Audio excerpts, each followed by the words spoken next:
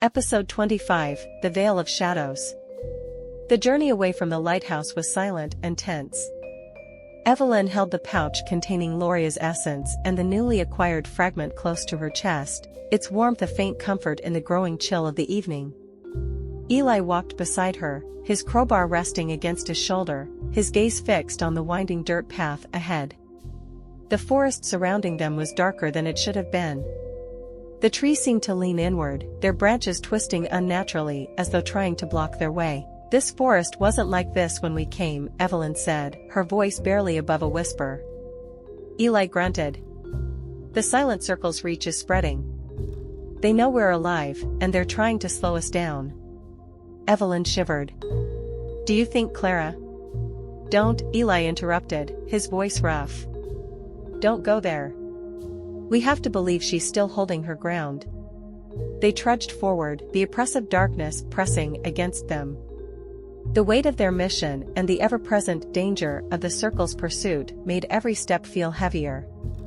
It was well past midnight when they reached the edge of the forest and found a small, dilapidated cabin.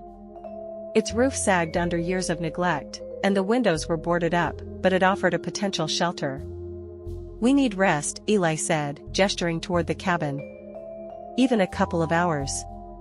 The next sanctum isn't close." Evelyn hesitated but nodded. "Okay. But we take turns keeping watch. The circle could be anywhere." Eli pushed the door open with the crowbar, the creak echoing through the stillness. The inside was sparse, dust-covered furniture, a broken stove, and walls lined with peeling wallpaper.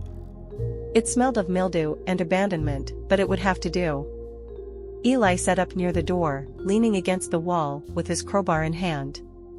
Evelyn sat by the window, the faint light of the essence pouch casting eerie shadows across the room. "I'll take the first watch," Eli said.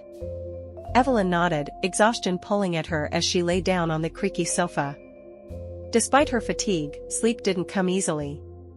Every rustle of leaves outside, every groan of the cabin's old wood, sent her heart racing. Hours passed. Evelyn awoke with a start, the essence pouch burning against her chest. She sat up, looking around. The cabin was shrouded in darkness, the faint glow of the pouch barely illuminating Eli, who sat by the door, unmoving. "Eli?" Evelyn whispered. He didn't respond. Panic bubbled up as she stood, clutching the pouch tightly. She stepped closer, her breath catching when she saw his face. His eyes were open, staring into the distance, but they were glassy, unfocused. His skin had taken on a pale, ashen tone. "Eli," she shouted, shaking him.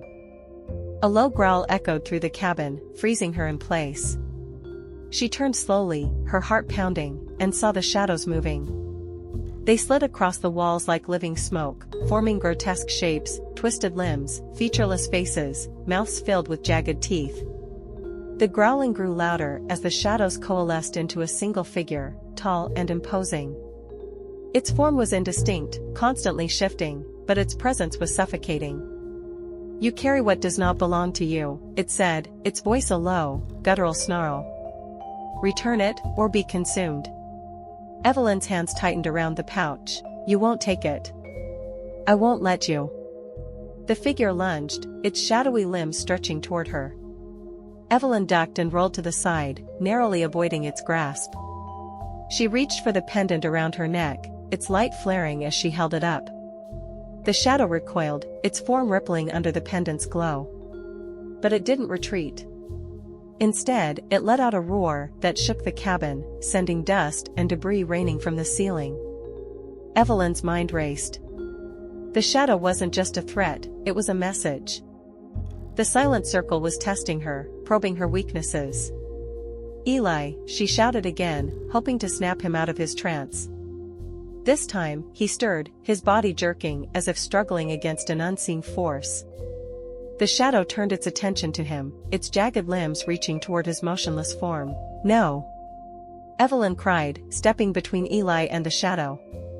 She thrust the pendant forward, its light burning brighter. The shadow hesitated, then let out another roar. "You cannot protect him. The pact will be broken." Evelyn's anger flared. You don't know what we're capable of. The light from the pendant intensified, filling the room with a blinding radiance. The shadow let out a final, guttural scream before it dissolved into nothingness, leaving only silence behind. Evelyn collapsed to her knees, breathing heavily. She turned to Eli, who blinked rapidly, color returning to his face. What happened?" he asked, his voice hoarse. "The circle," Evelyn said, helping him to his feet. "They're getting bolder. We can't stay here." Eli nodded, his expression grim. "Let's move." As they left the cabin, the first hints of dawn appeared on the horizon. The encounter had shaken them both, but it also steeled their resolve. "They're trying to break us," Evelyn said as they walked. "To make us doubt ourselves and each other. We can't let them." Eli gave her a sideways glance. "They'll have to try harder than that." Despite his words, Evelyn could see the exhaustion in his eyes, the weight of Clara's absence, and the circle's relentless pursuit taking its toll. The road ahead was long, the next sanctum even more dangerous. But for now, they pressed on, the faint light of Loria's essence their only guide through the encroaching darkness. End of episode 25.